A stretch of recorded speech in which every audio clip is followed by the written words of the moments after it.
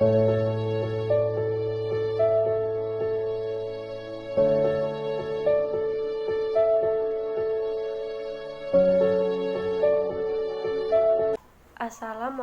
warahmatullahi wabarakatuh. Perkenalkan, nama saya Ulan Oktari dengan NIM 19 10 30 10 79 dari Prodi Fisioterapi Universitas Asia Yogyakarta. Nah, jadi di sini saya akan menjelaskan tentang KB, imunisasi, dan bayi tabung. Nah, jadi yang pertama kita akan membahas tentang KB. Buah sumber referensi saya ambil dari https://2-fikihwanita.com/hukum strip KB strip dalam strip pandangan strip Islam. Nah, jadi hukum KB dalam pandangan Islam bagaimana sih? Apakah boleh mencegah kehamilan dengan menggunakan alat kontrasepsi untuk memberi jarak kelahiran agar dapat memberikan ASI terbaik dan pendidikan usia dini kepada anak. Jadi ada dua hal yang harus kita ketahui, yakni tentang menunda kehamilan dan membatasi kehamilan. Buat menunda kehamilan yaitu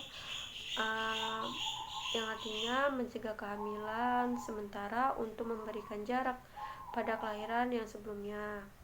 Lalu membatasi kehamilan atau membatasi kelahiran yang artinya itu mencegah kehamilan untuk selama-lamanya setelah mendapatkan jumlah anak yang diinginkan. Nah, dari permasalahan yang kedua yakni membatasi kehamilan atau membatasi kelahiran dengan jalan mensterilkan rahim, pengangkatan rahim atau sebagainya dengan tanpa sebuah alasan yang dapat dibenarkan oleh syariat. Maka hal tersebut telah jelas keharamannya. Nah, kecuali apabila keadaan di mana seorang wanita itu terkena kanker ganas atau yang semacamnya pada rahimnya dan ditakutkan akan membahayakan keselamatannya, maka insya Allah hal ini tidak apa-apa. Yang pertama, anak akan kekurangan suplai ASI. Nah, ketika seorang ibu hamil kembali dan ada anak yang masih berada dalam masa penyusuan, maka produksi ASI yang dihasilkan akan berkurang. Lalu yang kedua, kondisi ibu belum pulih benar setelah hamil selama lebih dari 9 bulan, kemudian melahirkan, maka seorang ibu itu membutuhkan waktu untuk membuat tubuhnya itu kembali fit. Nah, apalagi jika masih ada bayi yang membutuhkan perhatian ekstra seorang ibu. Memang inilah perjuangan seorang ibu, tapi pastikan juga Anda tetap menjaga kesehatan Anda dan keluarga Anda. Lalu yang ketiga, janin yang dikandung memiliki resiko lebih besar dan lebih tinggi untuk lahir prematur, bayi meninggal, dan bayi cacat lahir. Karena itu, tunggulah sampai setahun 2 tahun untuk kembali hamil. Lalu, untuk menjaga jarak kehamilan, ada wanita yang secara alami tidak hamil kembali selama berbulan-bulan setelah ia melahirkan. Keadaan alami ini bisa karena faktor menyusui, KB kalender, atau Hazel. Apa sih yang dimaksud Hazel itu? Nah, Hazel itu yaitu mengeluarkan sperma laki-laki di luar kemaluan wanita dengan tujuan untuk mencegah kehamilan. Dari Az-Zabirah berkata, kami melakukan Hazel pada masa Nabi SAW di mana Al-Quran masih terus diturunkan dan hal tersebut diketahui oleh Nabi SAW, tetapi beliau tidak melarangnya. Haher Al-Bukhari No 5209, Kitab An-Nikah. Muslim No 1440, Kitab An-Nikah. Dan termasuk Hazel adalah alat atau segala macam sarana yang digunakan oleh wanita untuk mencegah kehamilan dalam waktu tertentu, baik itu berupa pil atau yang lainnya. Nah, buat hukumnya itu boleh dengan catatan pencegahan ini hanya berlaku sementara, tidak selamanya, dan tidak karena takut miskin atau takut rezekinya itu menjadi sempit. Nah, jika penggunaan kontrasepsi ini dengan alasan karena takut miskin, takut tidak dapat membiayai kehidupan anak-anak dan sebagainya, maka ini hukumnya haram secara mutlak karena telah termasuk di dalamnya berprasangka buruk kepada Allah. Dan janganlah kamu membunuh anak-anakmu karena takut kemiskinan. Kamilah yang akan memberikan rezeki kepada mereka dan juga kepadamu. Quran Surat Al-Isra ayat 31. Jadi ada beberapa alasan yang diperbolehkan untuk melakukan penundaan kehamilan adalah: yang pertama, seorang wanita tertimpa penyakit di dalam rahimnya atau anggota badan yang lain sehingga berbahaya jika hamil. Lalu yang kedua, jika sudah memiliki anak banyak, sedangkan istri keberatan jika hamil lagi dengan niatan untuk memberikan pendidikan usia dini bagi anak sampai siap untuk hamil kembali. Nah, jadi adapun jika penggunaannya dengan maksud berkonsentrasi dalam berkarir atau supaya hidup senang atau hal-hal lain yang serupa dengan itu sebagaimana yang dilakukan kebanyakan wanita zaman sekarang, maka hal itu tidak boleh hukumnya. Selanjutnya kita akan membahas tentang imunisasi. Nah, buat sumber referensi saya ambil dari https://2-id teasiampren.com/imunisasi strip dalam strip Islam. Nah, jadi imunisasi dalam Islam boleh dilakukan gak sih? Jadi walaupun memiliki kandungan haram, tapi MUI telah menyatakan jika imunisasi boleh dilakukan. Berbicara mengenai imunisasi dalam Islam memang masih menuai pro dan kontra. Pasalnya banyak anggapan bermunculan terkait imunisasi yang mengandung babi. Walaupun demikian, pada dasarnya tubuh manusia itu memang membutuhkan imunisasi. Hal ini dilakukan untuk mencegah terserangnya penyakit tertentu yang membutuhkan imunitas lebih lanjut. Akhirnya hal itu membuat kontroversi di kalangan masyarakat. Nah, kita tentu ingin terhindar dari penyakit, tapi di sisi lain, bagaimana sih jika imunisasi yang seharusnya diberikan justru mengandung bahan yang haram? Nah, hal itu membuat sebagian masyarakat memilih untuk menolak pemberian imunisasi dan vaksin. Yang alasannya tak lain yaitu karena imunisasi dalam Islam dianggap haram akibat kandungan di dalamnya. Padahal dikutip dari situs NU online, beberapa organisasi keagamaan seperti PBNU dan Fatwa MUI No. 4 tahun 2016 telah memberikan pernyataan tentang diperbolehkan menggunakan vaksin. Fatwa MUI tersebut menimbang ketentuan umum imunisasi sebagai proses untuk meningkatkan sistem kekebalan tubuh, sehingga tubuh dapat melawan penyakit tertentu dengan menggunakan bantuan vaksin dan imunisasi. Lalu Fatwa MUI yang menyatakan boleh menggunakan imunisasi dan vaksin asal dilakukan sesuai dengan syariat Islam. Proses pembuatan hingga pengemasan juga dilakukan sesuai syariat Islam. Imunisasi baik dilakukan demi keselamatan orang banyak, dan MUI mendukung program imunisasi. Jelas anggota Komisi Fatwa MUI Pusat Aminuddin Yaqub dikutip dari situs Khazanah Republik. Pemberian vaksin dan imunisasi boleh dilakukan jika dalam kondisi darurat, yang artinya suatu keadaan yang dimana memaksa untuk mengonsumsi sesuatu demi untuk mempertahankan nyawa.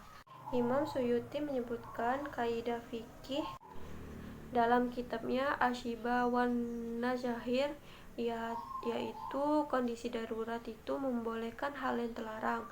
teori darurat ini hukum asalnya adalah haram, tapi hukum haram itu bisa berubah menjadi halal atau mubah dalam kondisi darurat.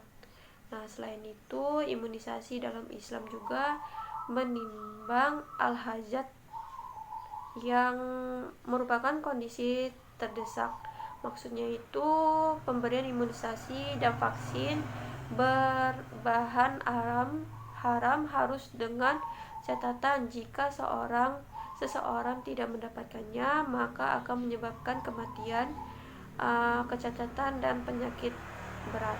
Lagi pula di luar dari haram atau halal, setiap obat yang dirilis dan dilegalkan oleh pemerintah, termasuk vaksin dan imunisasi, tentu sudah melalui pengecekan komposisi, uji klinis, dan uji efek samping yang ketat, sehingga obat tersebut itu memang aman untuk tubuh.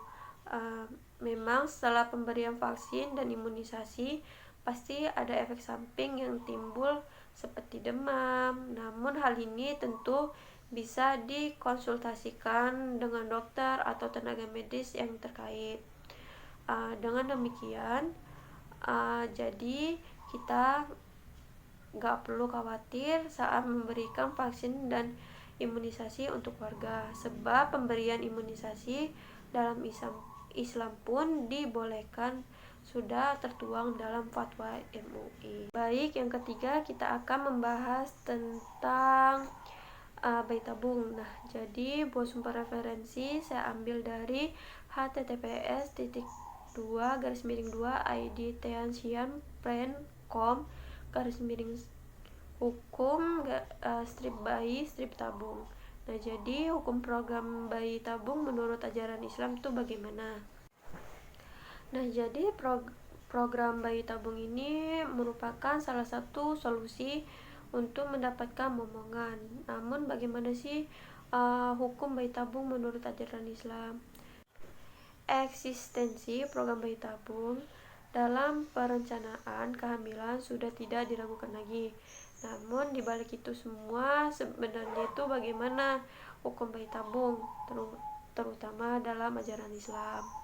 Nah, jadi hukum bayi tabung menurut Islam itu sebenarnya tidak disebutkan secara spesifik di dalam Al-Quran ataupun As-Sunnah. Bahkan hal ini juga tidak dijelaskan secara khusus di dalam kajian fikih klasik. Untuk menyelesaikan permasalahan mengenai aturan bayi tabung, maka harus dikaji menurut hukum Islam dengan memakai ijtihad para ulama yang sudah lazim digunakan dan bisa dijadikan sumber pokok hukum Islam. Nah, dengan hasil ijtihad para ahli tersebut, maka hukum bayi tabung yang sesuai dengan prinsip serta jiwa Al-Quran dan As-Sunnah pun bisa ditetapkan. Di Indonesia, MUI dan NU telah menetapkan fatwanya mengenai hukum bayi tabung. Jadi ada beberapa aturan mengenai hukum bayi tabung di dalam pandangan Islam. Yang pertama, haram jika mendatangkan pihak ketiga. Nah, program atau metode bayi tabung dan inseminasi buatan yang melibatkan pihak ketiga selain pasangan suami istri yang sah dalam hal menggunakan sel sperma, sel telur, atau rahim, hukumnya haram dalam Islam. Hal ini juga telah disetujui oleh para ulama mu'ashirin.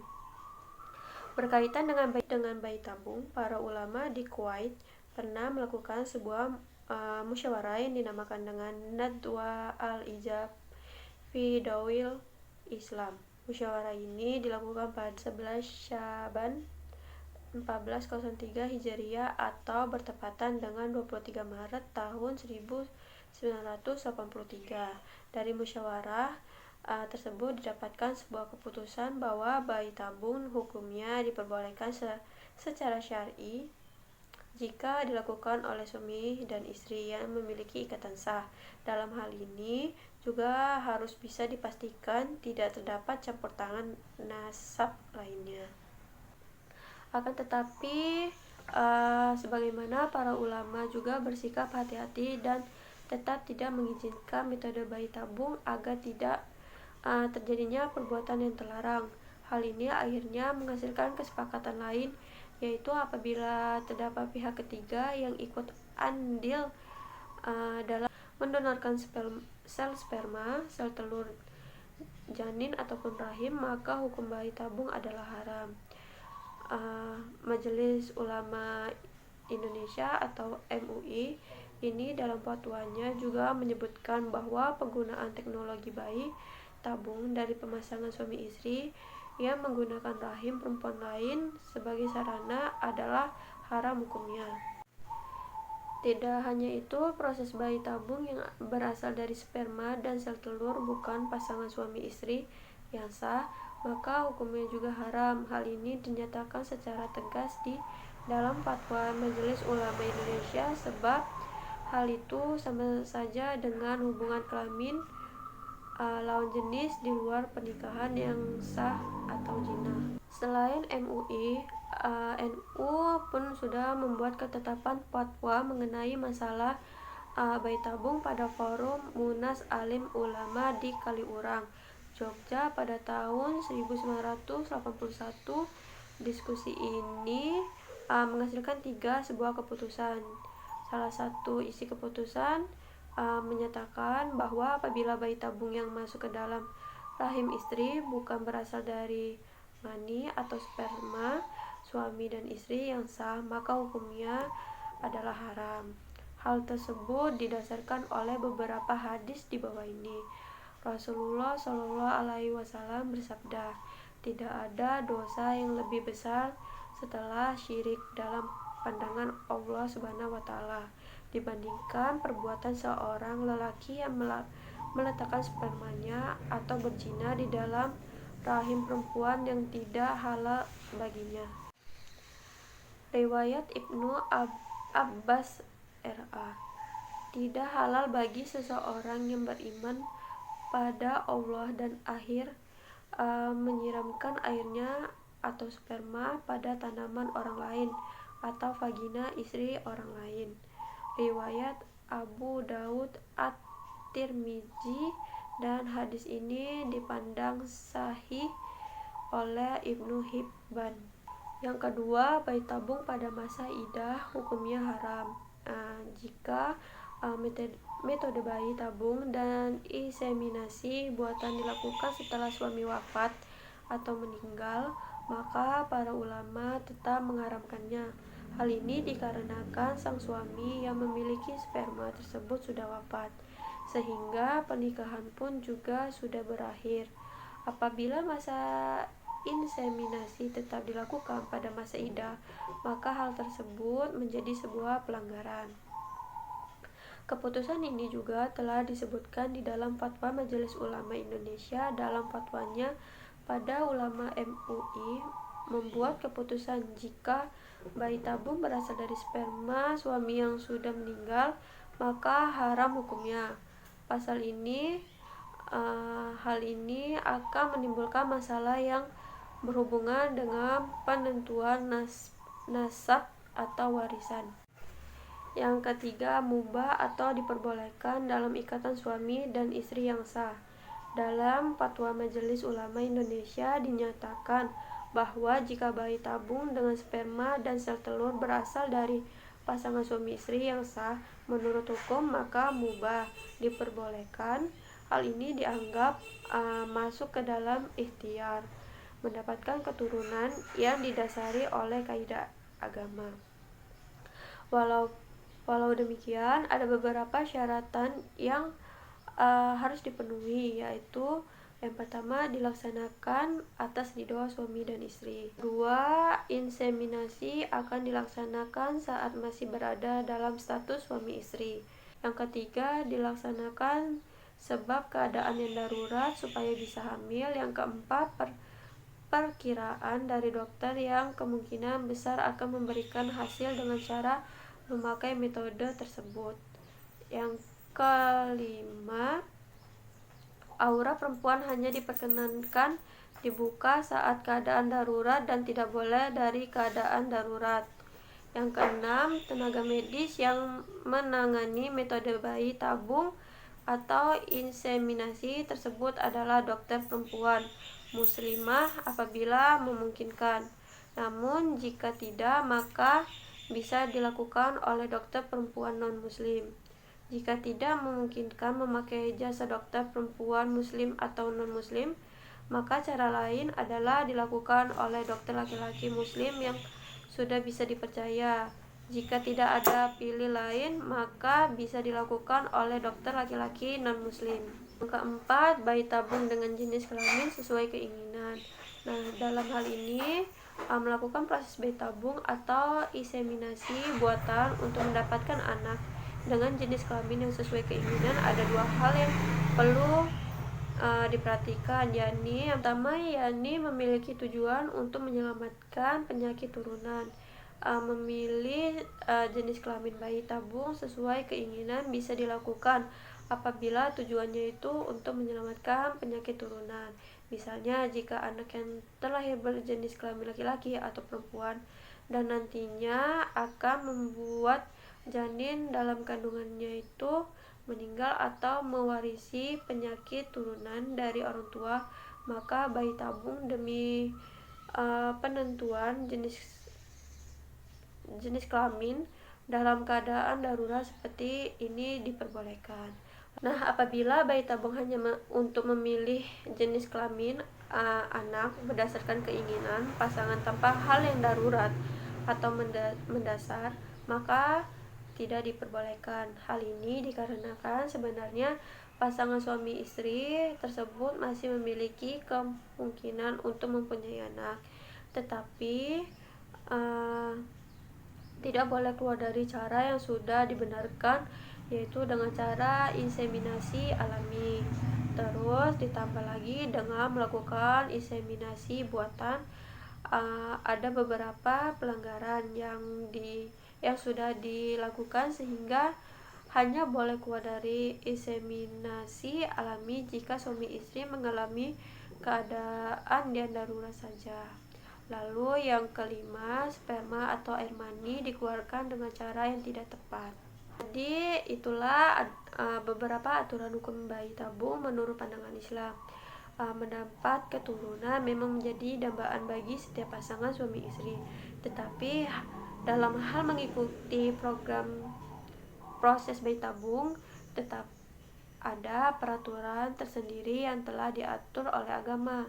Jadi mungkin itu saja dari saya. Sekian, terima kasih. Wassalamualaikum warahmatullahi wabarakatuh.